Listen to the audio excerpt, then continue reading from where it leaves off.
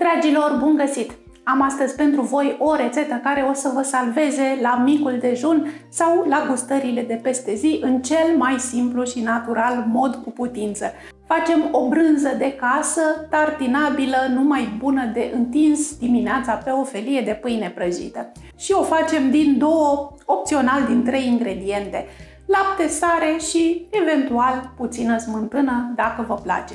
De altfel, dacă vă place brânza almete, cea cumpărată din magazin, să știți că aceasta seamănă perfect cu almete, de aceea i-am și zis almete de casă.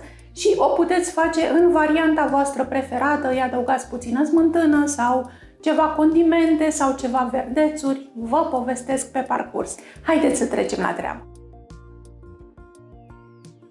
Ingredientele de aici sunt pentru 300 de grame de brânzică de casă. Găsiți lista și la descrierea videoclipului. Așadar, ce ne trebuie? 2 litri de lapte, am aici deja 1 litru de lapte, mai pun încă unul. E inutil să vă spun, cu cât laptele e mai gras, mai de la țară, mai natural, cu atât e mai bine. Dar în niciun caz să nu folosiți lapte UHT. Deci puteți să folosiți și lapte din supermarket, standard cu 3,5% grăsime, dar să nu fie prelucrat UHT.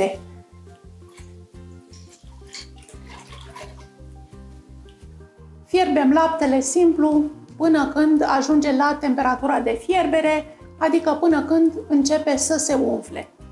Am aici 4 linguri de oțet de 9 grade, asta înseamnă cam 40 de mililitri.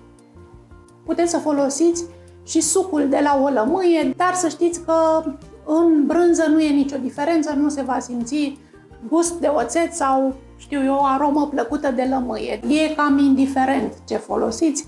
Laptele începe să se umfle și torn aici oțetul.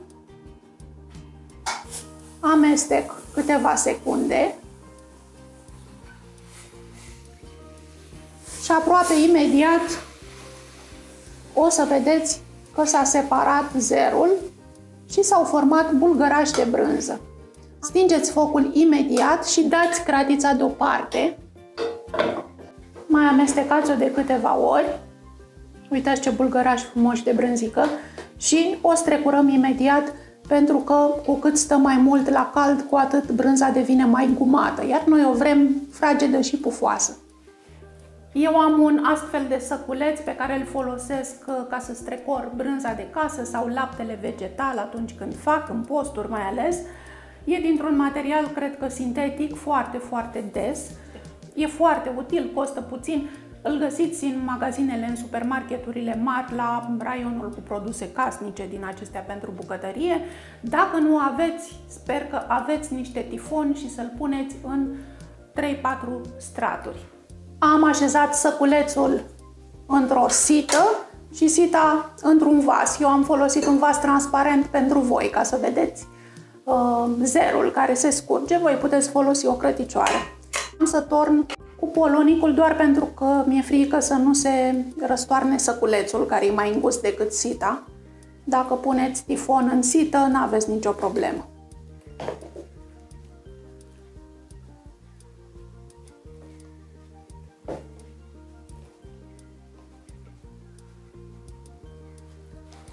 Și ceea ce a rămas în săculeț este brânza noastră de vaci, iar aici avem zer. Ar fi bine să nu aruncați zerul strecurat de la brânză, pentru că mai conține acolo câteva fire de proteine, câteva minerale, au rămas destul de multe substanțe bune în el și ar fi păcat să-l aruncați. Puteți să-l folosiți la o ciorbă de legume, la o ciorbă de salată, de exemplu, sau puteți să frământați cu el orice aluat doriți, de exemplu pâine, cornuri sau orice aveți de gând să gătiți. Își găsește locul și e de nearuncat. Și acum o scurgem după preferințe. Dacă vreți o brânză mai uscată, mai închegată, mai compactată, scurgeți-o foarte bine și presați-o bine între palme sau puteți chiar să așezați o greutate peste săculeț. Dacă vreți o brânză tartinabilă care să fie mai moale, mai fluidă, mai aerată, Nu o scurgeți chiar atât de bine, lăsați-o cu puțin zer.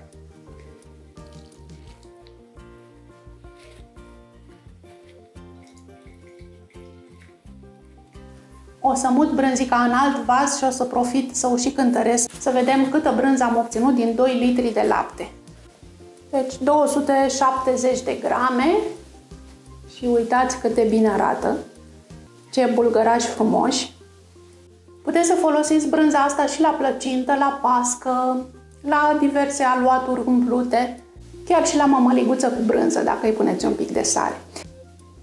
Bun, deocamdată e așa granulată și ca să o facem tartinabilă, trecem la pasul următor. Sare.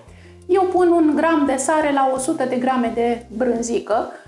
Deci, cum am aici 270 de grame, mă rog, rotunjim la 300, că o să pun și smântână, pun 3 grame de sare. Și am să o pasez puțin cu blenderul înainte să adaug smântâna.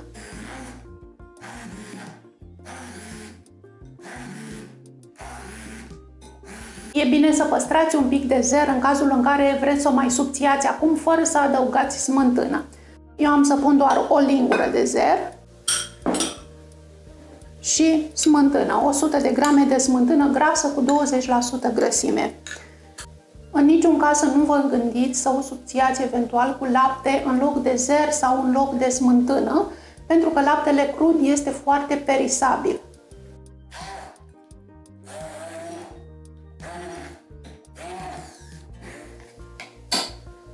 Am făcut-o mai cremoasă, de aici încolo fiecare își reglează consistența după preferințe.